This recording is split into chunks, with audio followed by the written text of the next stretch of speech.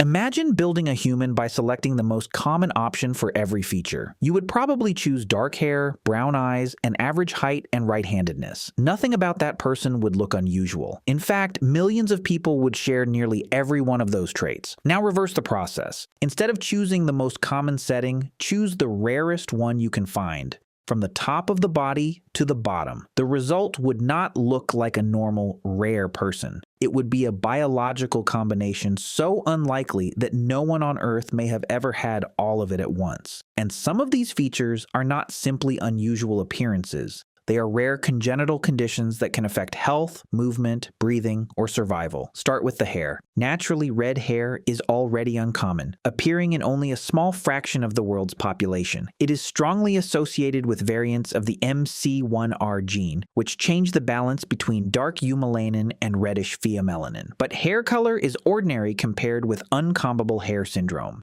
In this condition, the hair shaft forms with an unusual shape, so the hair grows outward in different directions and refuses to lie flat. At least 100 cases have been described, although more probably go undiagnosed. The strange part is that the hair is usually not damaged. It simply grows that way, and in many children it becomes easier to manage with age. Rarer and far more permanent is congenital atrichia. A baby may be born with some hair, lose it during the first months of life, and never grow it back. The follicles are present, but changes involving the hairless gene disrupt the normal cycle that produces new hair. The loss can affect the scalp and the rest of the body for life. Now move down to the eyes. Green is often described as one of the rarest major natural eye color categories, but the numbers vary because eye color is measured differently across populations. A more visually striking feature is complete heterochromia. One iris is a different color from the other. It can be inherited, appear with another condition, or develop after injury or disease. There is no single reliable worldwide prevalence, which is exactly why dramatic numbers online should be treated carefully.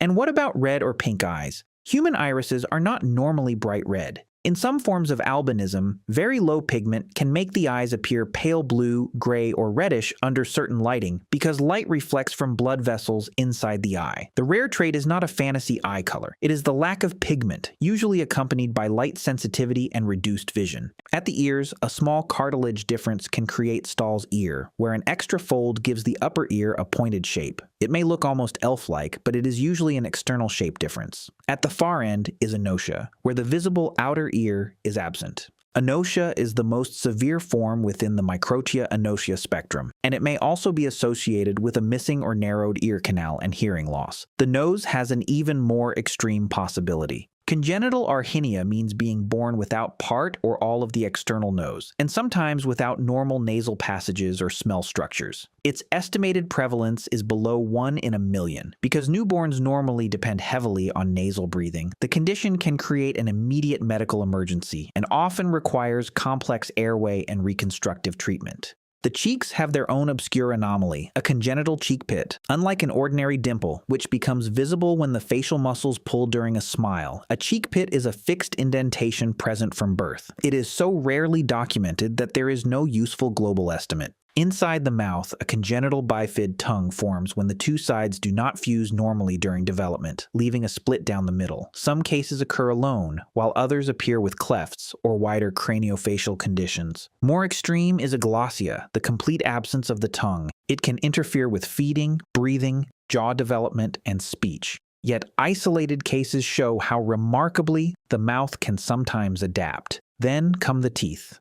Regional odontodysplasia is nicknamed ghost teeth because the enamel and dentin form poorly. The affected teeth may be small, yellow-brown, soft, delayed in erupting, or unable to erupt at all. On an X-ray, their mineral layers look so faint that the teeth seem almost transparent. Reviews of the medical literature have found only a few hundred reported cases. The lips can also develop an extra fold. In congenital double lip, excess tissue sits on the inner side of the lip, most often the upper one. It may be barely visible when the face is relaxed, then appear as a second lip when the person smiles. Most published evidence consists of isolated cases and small case series, which tells you how unusual it is. Now leave the surface of the body and look inside. Most people have the heart mainly on the left, the liver mainly on the right, and the stomach and spleen on the left. In situs inversus totalis, that entire arrangement is mirrored. Many people discover it accidentally during imaging or surgery and can otherwise be healthy. Heterotaxy is different. The organs are not neatly reversed. Their left-right arrangement is abnormal and inconsistent. It affects roughly 1 in 10,000 people and is often linked to complex heart defects, abnormal spleen development, or intestinal rotation. Blood produces one of the most famous rare traits of all. A B negative is uncommon, but it is still part of the ordinary ABO and RhD system used every day in hospitals. Rh-null is on another level. People with this phenotype lack all Rh antigens on their red blood cells. It is sometimes called golden blood, not because it looks different, but because it is extraordinarily valuable for studying and treating certain rare blood group incompatibilities. The danger is obvious. If a person with Rh-null needs a transfusion, compatible blood may exist only in a rare donor registry or frozen storage, possibly on another continent. Recent reviews also note that Rh-null can be associated with chronic breakdown of red blood cells. Skin provides a different kind of rarity. Oculocutaneous albinism reduces pigment in the skin, hair, and eyes, and usually causes visual problems as well as increased sensitivity to sunlight. Piebaldism works differently. Certain areas never receive normal pigment-producing cells during development, producing sharply defined white patches that are present from birth.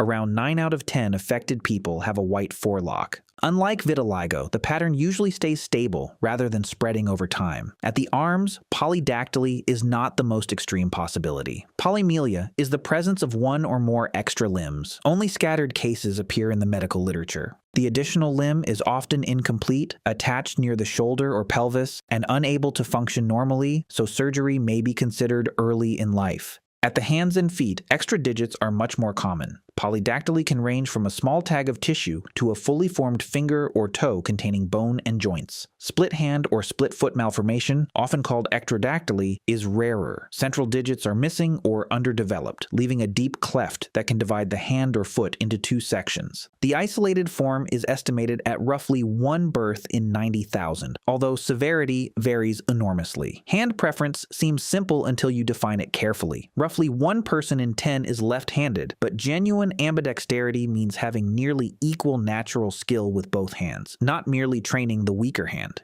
Estimates depend heavily on the test being used, and many people who call themselves ambidextrous still show a clear preference for specific tasks. Elite athletes may switch stance or hands through practice, but that is not necessarily the same as being naturally ambidextrous. Even fingernails can be absent. Anonychia is the partial or complete absence of fingernails or toenails from birth. It may occur alone or as part of a broader genetic syndrome. Nails look cosmetic, but they protect the tips of the digits, improve fine grip, and support precise touch. Without them, the ends of the fingers and toes can be more exposed to repeated injury. Finally, the joints. Some people can bend their thumbs toward the wrist, extend their elbows beyond the usual angle, or place their palms flat on the floor without bending their knees. Generalized joint hypermobility can be harmless, especially in children and athletes. But in connective tissue disorders such as Ehlers-Danlos syndromes, extreme mobility may come with pain, repeated dislocations, fragile tissues, or other complications. The rarest-looking ability is not always a superpower. Sometimes it is the visible sign of a body built from different biological instructions. And that is the real problem with imagining the rarest human alive. You cannot simply stack every unusual feature onto one person and call it genetics. Some traits are harmless variations. Others are serious developmental conditions. Many arise through completely unrelated genes, and several would require intensive medical care from birth. A truly rare human is not a collection of shocking body parts. It is a reminder that the same developmental process builds billions of people, usually following the same pattern, yet occasionally producing an outcome that medicine may see only once in a generation.